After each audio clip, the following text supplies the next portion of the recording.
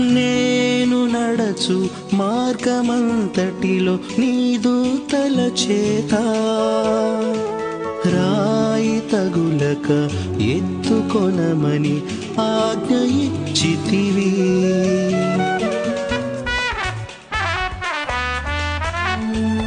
నేను నడచు మార్గమంతటిలో నీ దూతల చేత రాయి తగులక ఎత్తుకొనమని ఆజ్ఞ ఇచ్చితివి.